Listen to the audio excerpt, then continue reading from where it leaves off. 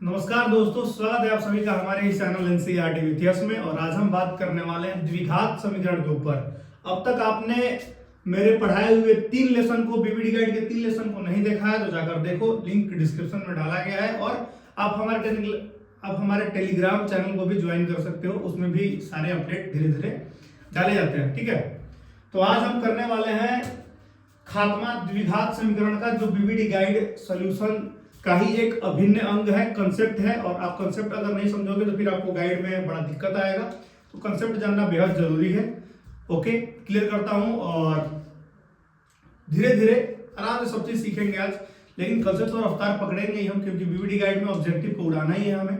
But आज concept और best approach जानना बहुत जरूरी है। शुरू करेंगे द्विघात समीकरण बिना देरी के।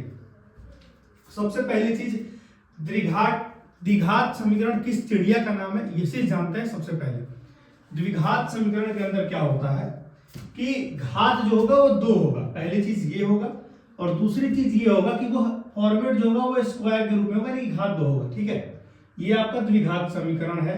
इसका फॉर्मेट होता है ax square plus bx plus c बराबर 0, और जहां c एक अचर पद है। आई बात समझ में? यानी कि a, b और c सभी संख्याएं होंगे, ये सभी संख्याएं हैं। ठीक है,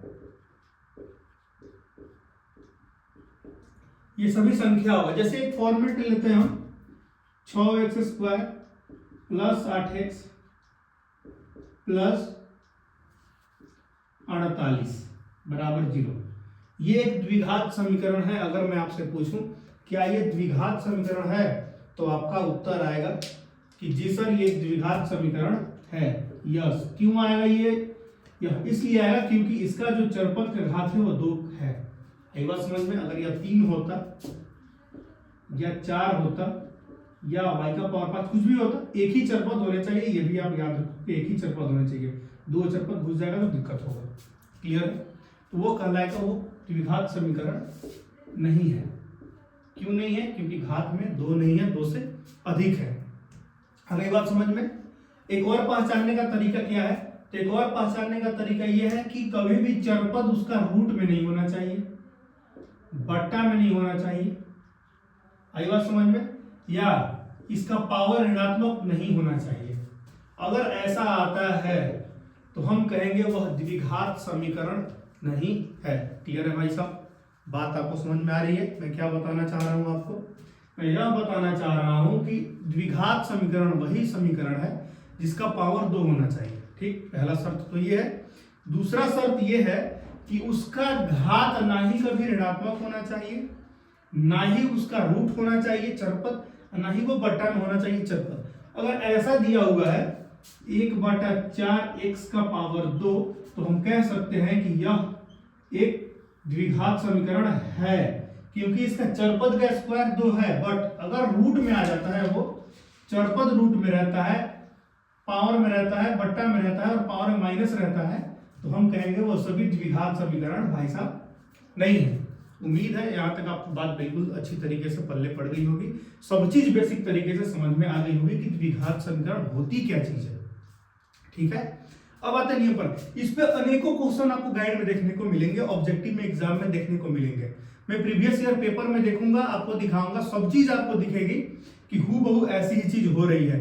पूछ देगा क्या यह द्विघात समीकरण है, तो आप कहिएगा नहीं, क्योंकि मेरे 3 शर्तों पर यह खरा नहीं उतर रहा है। क्लियर है? मेरे 3 शर्तों पर यह खरा नहीं उतर रहा है। इसका चरपद माइनस में है, इसका पावर, इसका चरपद रूट में है, इसका चरपद बट्टा के रूट में है। ठीक है, या ऐसे भी कह सकते हैं 1/x, ये भी कहलाएगा कि यह नहीं है, क्योंकि इस बट्टा के रूप में चरपद है, तो यह द्विघात समीकरण नहीं है। आगे बात समझ में? सब चीज क्लियर हो गई भाई साहब? आगे चलेंगे, थोड़ा सा बढ़ेंगे आगे, इस लेवल को करेंगे अब।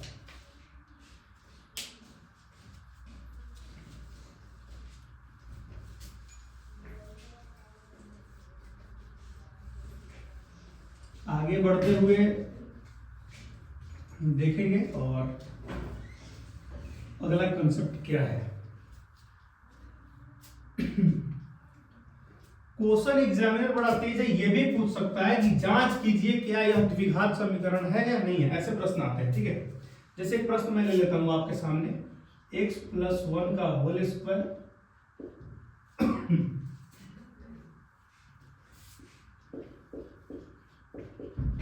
ठीक है, ऐसा क्वेश्चन एग्जामिनर दे देता है और कहता है कि बताइए जांच करके कि क्या यह द्विघात समीकरण है, हाँ या ना। तो बहुत लोग ऐसे ही यस कर देते हैं कि हाँ यह है, लेकिन ऐसे यस करना क्या कहां तक सही है कहां तक गलत है, यह बात जानना है कि ऐसे आप स्क्वायर यहां देखकर आप यस कर दे रहे हो, यह कहां तक सही है कहां तक गलत है, उसका बिना पोस्टमार्टम के कैसे बता सकते हैं। तो पोस्टमार्टम करना बहुत जरूरी हो जाता है। आगे बात समझ में, इसका हम पोस्टमार्टम करेंगे, पहले इसको बनाएंगे, हल करेंगे, हल करने के बाद अगर पावर सच में x² बच जाता है तो कहेंगे कि वह द्विघात समीकरण का एक रूप है। चलिए देखते हैं इसे करके। यह a है हमारा, ये b है, a + b का होल स्क्वायर क्या होता है, a² + 2ab + b का स्क्वायर बराबर 2x - 6, 2 का x में गुना, 2 का 3 में गुना 6। ठीक है, यहां कैसे हुआ ये नहीं समझ पा रहे क्या, x² + 2ab + b का स्क्वायर, x² + 2x + 1, ये चीज लिखा हूं मैं यहाँ पर। ठीक है भाई, आगे आ जाओ, जो चीज है सबको इधर भेजो, x² + 2x + 1, ये प्लस इधर है तो -2x, माइनस का इधर है तो प्लस का, बराबर कुछ नहीं तो 0। अब देखो स्क्वायर नहीं दिख रहा है, एक ही है, लिख दो, ये 2x कट गया और 6 1 हो गया 7 बराबर 0, ये आया। अब बताइए क्या है द्विघात समीकरण है, तो कहेगा हाँ जी भाई साहब ये द्विघात समीकरण है, क्योंकि इसका पावर जो है x का पावर 2 हमें दिख रहा है, तो हम कह सकते हैं कि हाँ यह द्विघात समीकरण है। अब हम यस इसे कह सकते हैं। आई बात समझ में। तो ऐसे ही जांच कर एग्जामिनर दे देगा तो आपको लिखना होगा कि यह द्विघात समीकरण है या नहीं है। उम्मीद है आपको यहां तक समझ में आ गया होगा, और आगे थोड़ा बढ़ेंगे इसी नए अजीबोगरीब प्रश्नों के साथ। ऐसे ये क्वेश्चन आया हुआ एग्जाम में आपके, यही बहु क्वेश्चन आया था, और ये एनसीईआरटी का पहला क्वेश्चन है 4.1 का। क्लियर है, आगे बीटीसी के साथ होता आगे बढ़ेंगे हम।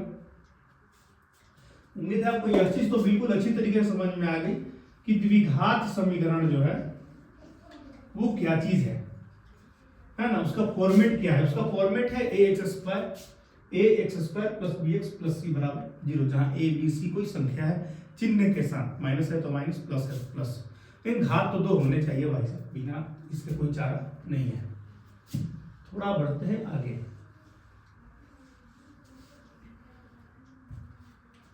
अब हम आगे बढ़ेंगे मूलों की प्रकृति।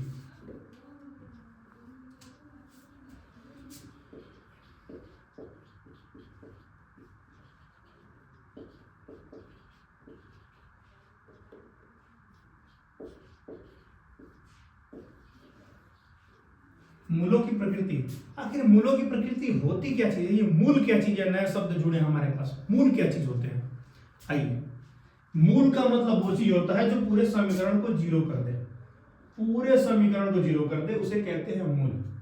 जितने घात होते हैं उतने मूल होते हैं, याद रखिएगा। मूल और शून्यक में कोई अंतर नहीं है, ये भी आप याद रखोगे कि शून्यक को ही मूल कहते हैं। और 2 चर वाले रैखिक समीकरण यानी कि लेसन 3 और 4 एक दूसरे में आपस में लगभग एक है।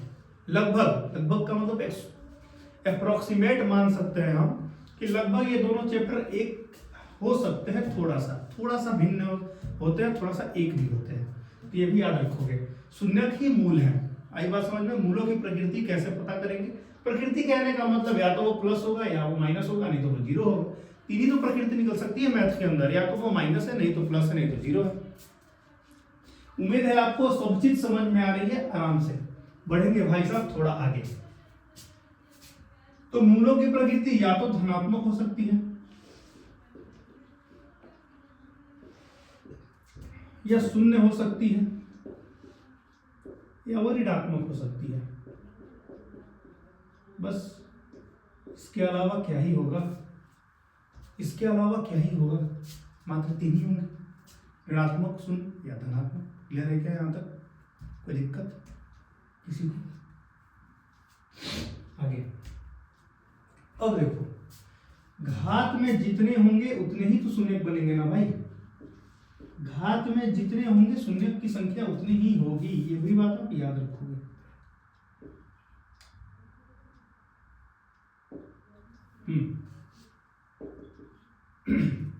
घात, चरपद का घात जितना होगा शून्यकों की संख्या उतनी ही होगी। तो हम पढ़ रहे हैं द्विघात समीकरण, तो घात 2 ही होंगे, शून्यकों की संख्या भी 2 ही होगी। इसको आप ट्रिक से बना सकते हो, इसमें कोई दिक्कत वाली बात नहीं है, आप इसे ट्रिक से कर सकते हो, बेसिक से भी कर लोगे। दोनों चीज बताऊंगा अभी। शून्यक 2 है तो 2 ही शून्यक होंगे, पहला होगा अल्फा और दूसरा होगा बीटा। और हम इन दोनों के बारे में आपको बताए हैं, एक होता है शून्यकों का योगफल और एक होता है शून्यकों का गुणनफल। योगफल बोले तो -b/a होता है, गुणनफल बोले तो c/a होता है। ये आप पानी में घोल के पी लोगे, क्योंकि इस पर ही सारे कॉन्सेप्ट है और इस पर ही सारी चीज है। रूट्स है, एक जड़ है पौधे का, जड़ नहीं रहेगा तो फिर पौधा का कोई मान ही नहीं होगा। वैसे ही ये दोनों चीजें आपको पता नहीं होंगी तो इस पूरे इक्वेशन का, इस पूरे क्वेश्चन का कोई रोल ही नहीं रहेगा इस पूरे चैप्टर में। तो 2 चीज तो आपको याद होना चाहिए, शून्यकों का योगफल -b/a, शून्यकों का गुणनफल c/a। क्लियर है? ये 2 चीज आपको पता होनी चाहिए। आगे आते हैं, इसको बेसिक माध्यम से करें और ट्रिक से करें, दोनों चीज आपको बताऊंगा आगे। वैसे इसकी एक अल्टरनेट वीडियो में डाला हूं 7 मिनट का, उसका भी लिंक मैं डिस्क्रिप्शन में डालूंगा, वहां से इसे देख लोगे। इस ट्रिक के माध्यम से आप किसी चीज का शून्यक मात्र 2 से 3 सेकंड में कैसे पता कर लोगे। वैसे मैं बता रहा हूं इस वीडियो में भी, आप देखो एक ही बताऊंगा इसमें, बाकी यहाँ माइनस रहेगा, यहाँ प्लस रहेगा, इन दोनों जगह माइनस रहेगा, तो क्या करेंगे उसके लिए भी आपको ट्रिक दी गई है। उसमें उस वीडियो को मैं डालूंगा, वहां आप देख लोगे। मैं इसे एक को ही बताऊंगा इस वाले कंसेप्ट में। यही बात समझ में क्लियर? देखो, सबसे पहले हमें यह तो सोचना ही होता है, इन सब में बेसिक करके आपको बताता हूं पहले, कि इनका गुना करके मन में कहीं किनारे लिख लेते हैं और बीच वाले टर्म को ऐसे तोड़ते हैं। यहाँ 6 होना चाहिए, क्वेश्चन में थोड़ा गलती है। बीच वाले टर्म को ऐसा तोड़ते हैं कि जोड़ने या घटाने पर 6 है और गुना करने पर 8 है। आई बात समझ में?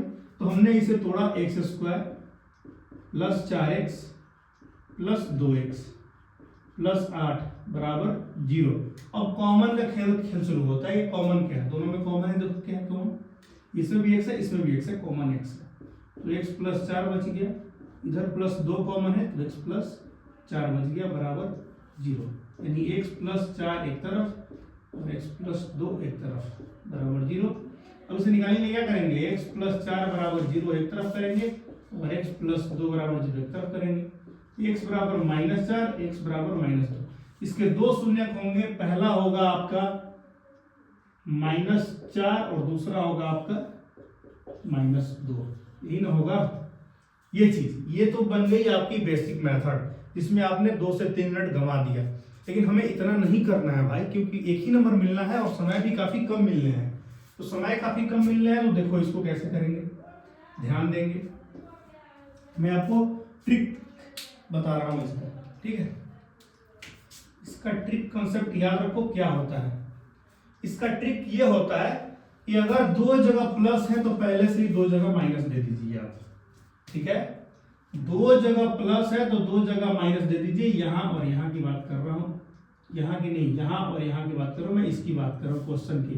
ये तो हमको पता ही नहीं है कि ये क्या बना है क्या नहीं बना है, ठीक है?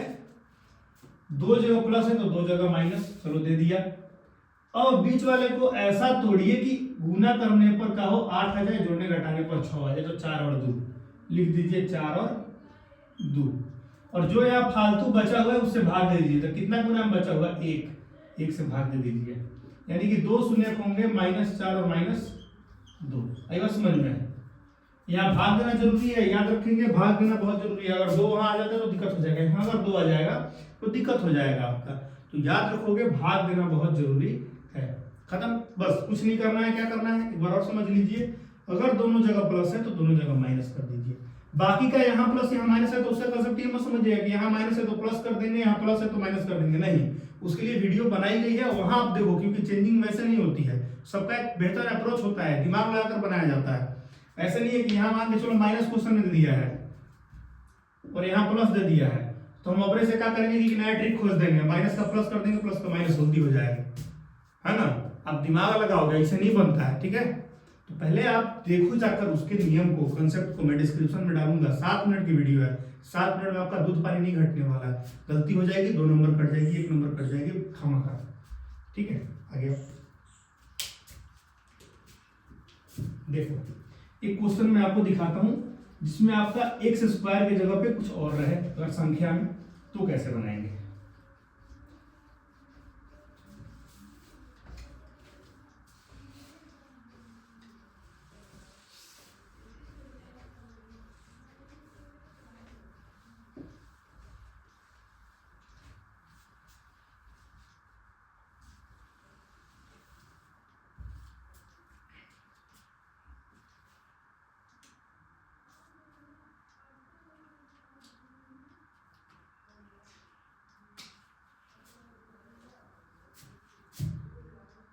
छः x square minus x minus 2 बराबर 0। यहां बनाऊंगा बेसिक, यहां बनाऊंगा ट्रिक। क्लियर है क्या सबको?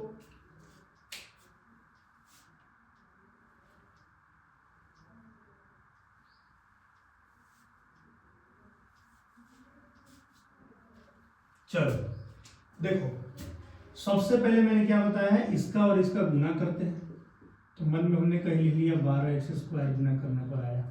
बीच वाले टर्म को ऐसा तोड़ते हैं कि जोड़ने घटाने पर आना चाहिए माइनस का एक्स और गुना करने का आना चाहिए 12। चलो आ जाओ। तो 6 x square minus 4 x plus का 3 एक्स माइनस का 2 बराबर 0। क्या ये सही है? क्या यह सही है? क्या चरती आई 12 घट के आया माइनस का एक्स। क्लियर है, बहुत बढ़िया, यही चीज होना चाहिए। कॉमन लो दोनों में, क्या है, एक्स तो कॉमन ही है, साथ में 2 भी कॉमन है, यानी बच गया 3 एक्स माइनस 2। ये बचा, आगे आ जाओ, इसमें बचा +1 और बचा 3 एक्स माइनस का 2 बराबर 0। यानी एक जगह आया 2x प्लस का 1 और एक जगह आया 3x माइनस का 2 बराबर 0। कहने का मतलब 2x प्लस 1 बराबर 0 एक तरफ, 3x माइनस 2 बराबर 0 दूसरे तरफ। क्लियर है? इधर जाइए, प्लस उधर गया तो माइनस में, x बराबर माइनस 1 बटा में 2। इधर आइए, 3x बराबर 2 तो x बराबर 2 बटा 3। तो 2 शून्य हो गए हमारे पास। कौन कौन से 2 शून्य हो गए भाई साहब? देखिए, तो 2 शून्य किसके मिले हमारा, इसका 2 शून्य मिला हमारे पास। कौन कौन सा? पहला शून्य है -1 बटा 2 और दूसरा शून्य है 2 बटा में 3। यही 2 शून्य मिले हमें। ठीक है, अब आते हैं ट्रिक कंसेप्ट के पास। ट्रिक कहता है कि अगर दोनों जगह माइनस है तो बड़ा वाला पहले लिखते हैं और एक जगह माइनस और दूसरी जगह प्लस लिखते हैं। बात याद रखोगे आप। बात समझ में नहीं क्या मैं कह रहा हूं आपको?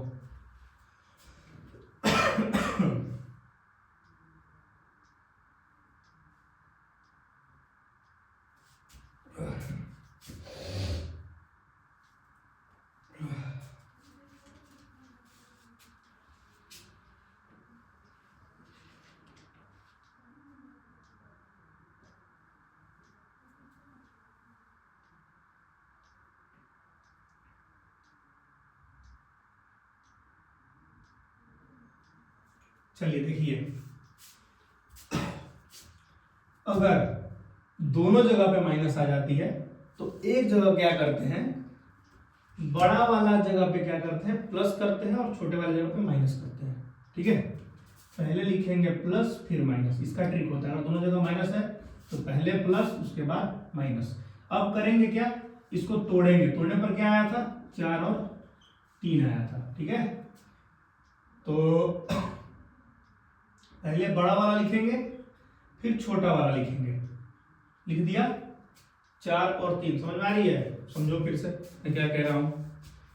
अगर 2 जगह पे माइनस रहेगा तो सबसे पहले प्लस लिखेंगे फिर दूसरे वाले पे माइनस लिखेंगे। 2 जगह माइनस रहेगा तो सबसे पहले प्लस फिर लिखेंगे माइनस। ठीक है, अब इसको तोड़े हैं किस रूप में, 4 और 3 में। अरे 12 लाना है भाई साहब और 1 आना है, तो 4 और 3 में टूटेगा, 4 और 3 में टूटा। ये बात समझ में? घटेगा तभी ना, एक 1 आएगा, वही चीज है ये।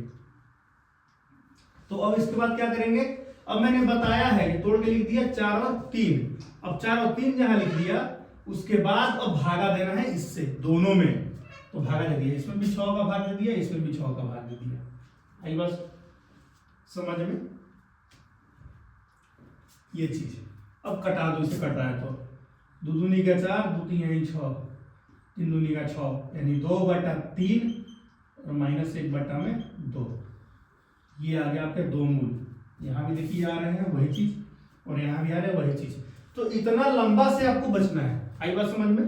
इतना लंबा से आपको बचना है। और मैंने ये सारी ट्रिक्स जो है माइनस प्लस का खेल जो हो रहा है ना, उस वीडियो में मैंने बताया है, 5 से 6 मिनट की वीडियो है, तब जाकर वहां देखोगे। मैंने यहाँ 2 बता दिया, अभी और 2-3 है नियम इसमें, वहां जाकर पूरा देख लोगे, बहुत समय लग जाएगा, क्योंकि मैं बारी बारी सबको नहीं बता सकता।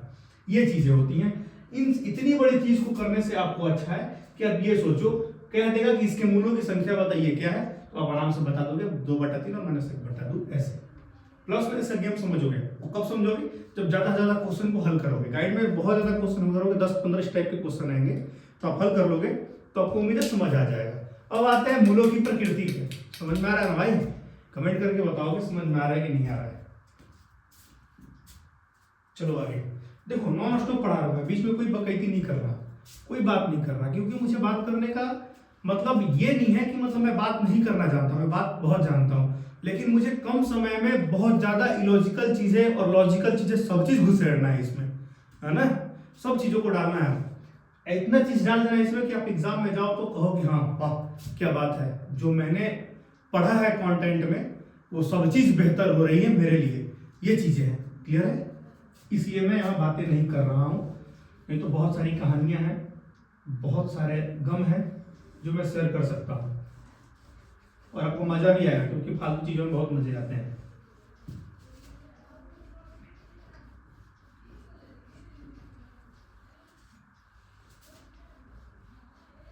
चलिए मूलों की प्रकृति पे आते हैं। तो मूलों की प्रकृति मैंने आपको बता दिया है, 3 हो सकते हैं। कौन कौन से? प्लस, जीरो और माइनस। या तो वो ऋणात्मक होंगे, या वो धनात्मक होंगे, या वो जीरो होंगे, यही तो होगा ना। तो अब देखेंगे मूलों की प्रकृति निकाली कैसे जाती है। तो एक नियम आया, जिस नियम में यह बताया गया कि मान लीजिए सर आप तो एक काम कर रहे हैं कि आप सबका निकाल दे रहे हैं, कुछ ऐसे प्रश्न होंगे जिसका निकालवे नहीं करेगा, फैक्टर ही नहीं होगा, है ना?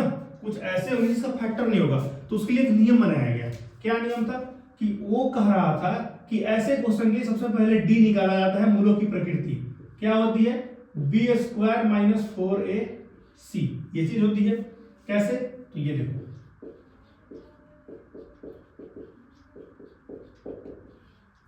ये बात समझ में? एक ऐसा क्वेश्चन है मेरे पास, और कह दिया इसके मूलों की प्रकृति बताइए क्या होगा।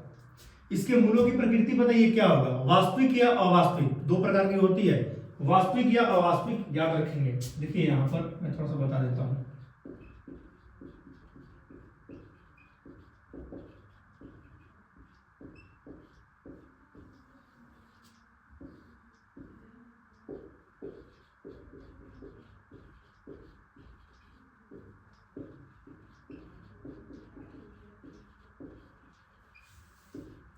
दो प्रकार के मूलों की प्रकृति होती है। अगर डी अगर 0 के बराबर आ जाता है, या डी 0 से बड़ा आ जाता है, तो कहेंगे उसकी प्रकृति वास्तविक है। लेकिन अगर डी छोटा आ जाता है 0 से, तो कहेंगे कि वो अवास्तविक है, यानी कि उसका फैक्टर किया ही नहीं जा सकता है, यह गलत है। आई बात समझ में? अगर 0 आ जाएगा तो कहेंगे कि मूल समान है, यानी कि एक आंसर आएगा 2। लेकिन अगर ये ग्रेटर देन आता है डी, तो अलग अलग मूल आएंगे, अलग अलग आंसर आएगा, ठीक है? अलग अलग, ये बात याद रखोगे आप। अगर डी बराबर है 0 के, ऐसे लिखा रहता है, डी ग्रेटर देन और इक्वल देन 0, ऐसा, तो वही चीज है। यह एक जगह लिखा हुआ है, मैंने 2 जगह करके बताया, ठीक है? तो हम कह सकते हैं कि मूलों की प्रकृति जो होगी वहां समान होगी, और इसमें अलग अलग होगी, इसका मतलब अवास्तविक होगा, इसकी फैक्टर नहीं की जा सकती है, और ये गलत है। ठीक, आगे आ जाओ।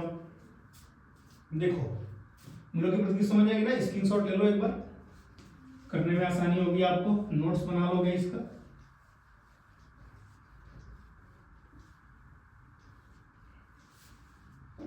आ जाओ यहां, देखो डी बराबर बी स्क्वायर, कहने का मतलब ये हमारा ए एक्स स्क्वायर है, ये बी एक्स है और ये हमारा सी है। तो b बराबर कितना है 5, संख्या को लेना है तो 5 का स्क्वायर ले लिया हमने, माइनस 4, a का मान है 2 और c का मान है 7, तो d बराबर 25 माइनस 56, घटाएंगे तो कितना आएगा 31, वो भी माइनस का, तो d बराबर नहीं है। अरे बात समझ में, d क्या आ गया, d बराबर -31 आ गया, कहने का मतलब b जो है वो छोटा हो गया, किससे 0 से, 31 का मतलब 0 से छोटा हो गया। तो ये बताइए मूलों की प्रकृति क्या है, तो कहेंगे अवास्तविक है। मूलों की प्रकृति कैसी है, अवास्तविक है। बात समझ में आ रही है क्यों अवास्तविक है, यह इसलिए अवास्तविक है क्योंकि d बराबर जो है वो बहुत कम आ गया, 0 से छोटा है। सही है, सब चीज सही है। आ जाओ आगे, अगर यही d आ जाता 0 के बराबर या 0 से बड़ा तो हम कहते कि मूलों का प्रकृति जो है वो क्या है, वास्तविक है। खैर वहां अभी नहीं जाएंगे क्योंकि वो तो आप निकाल लोगे ना, कोई क्वेश्चन आता है तो आप निकाल लोगे, क्योंकि d बराबर आ जाएगा यहाँ 0 के, या d इससे बड़ा आ जाएगा, है ना, यहाँ 100 आ जाएगा, 10 आ जाएगा, 5 आ जाएगा, तो हम कहेंगे कि यह इसका मान क्या है, वास्तविक है। वास्तविक है तो उसको हल करेंगे। अब हल करेंगे किससे, तो एक फॉर्मूला होता है x बराबर minus B plus minus B square minus 4ac बटा 2a, ये फॉर्मूला होता है इतनी बड़ी। इसको आप सॉर्ट कर सकते हो, सोचो तो, सोचो क्या करें कि सॉर्ट हो जाए।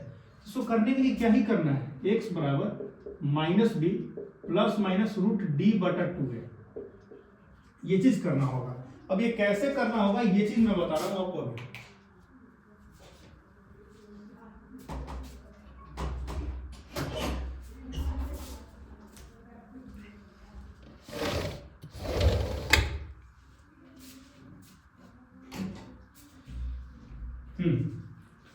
ये कैसे करना होगा ये मैं आपको अभी समझाने का प्रयास कर रहा हूं, 1 मिनट।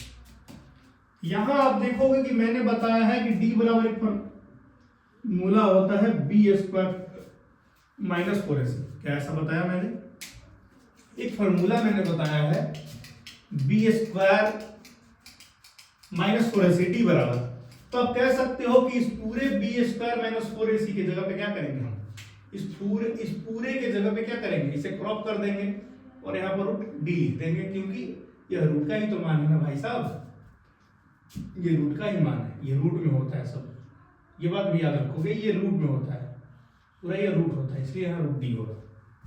क्लियर है, एक चीज छूट गई थी, आप देख लो, यहाँ जो होता है वो रूट होता है, यहाँ पे रूट होता है। x बराबर होता है minus B plus minus root under B square minus 4ac बटा 2a, ये होता है। ठीक है, रूट यहाँ पर छूट गया है, खैर मैंने लिख दिया, इसलिए यहाँ पर B square minus 4ac D लिख दिया, ये आ गया। एक बार प्लस के साथ हल करते हैं, एक बार माइनस के साथ हल करते हैं, उतना करने की जरूरत नहीं है क्योंकि मैं सब्जेक्टिव नहीं बना रहा, ऑब्जेक्टिव हम लोग पढ़ रहे हैं। ठीक है, तो ऑब्जेक्टिव पढ़ रहे हैं तो उतना करने की कोई आवश्यकता नहीं है, इसकी जरूरत भी नहीं पड़ने वाली है, मुझे ये पता है ऑब्जेक्टिव में, क्योंकि एग्जामिनर को पता है कि इसमें बहुत ज्यादा टाइम लगेगा, तो ऐसे कंसेप्ट नहीं देगा, सारे क्वेश्चन अपने आप ट्रिक पर बैठेंगे, आप देख लेना, मैं सोल्व करके आपको दिखाऊंगा, सभी चीजें आप ट्रिक पर बैठेंगी। तो उम्मीद है आपको यहां तक बिल्कुल अच्छी तरीके से समझ में आ गई है, और इसके अंदर इतना ही कुछ है, इसके अलावा इसमें कुछ नहीं है। मूलों की प्रकृति, मूल ज्ञात करना, बस यही है। बाकी अगर डिफरेंट कुछ दिखता है अगर उसमें, तो मैं आपको क्वेश्चन तो कराऊंगा ही कराऊंगा, इसमें तो कोई दो राय वाली बात नहीं है भाई कि मैं क्वेश्चन नहीं कराने वाला, मैं सारे क्वेश्चन को लेके चलूंगा, कोई क्वेश्चन को छोड़ूंगा नहीं। तो उम्मीद है यह वीडियो आपको बहुत पसंद आई होगी, बेहद जानदार, शानदार, दमदार लगी होगी, और ऐसे ही मेरे साथ आप जुड़े रहिए और देखते रहिए, दोस्तों में शेयर कीजिए, लाइक कीजिए, सपोर्ट कीजिए, लाइक से मनोबल बढ़ता है हमारा, और शेयर करना बिल्कुल ना भूले। धन्यवाद, जय हिंद, जय भारत।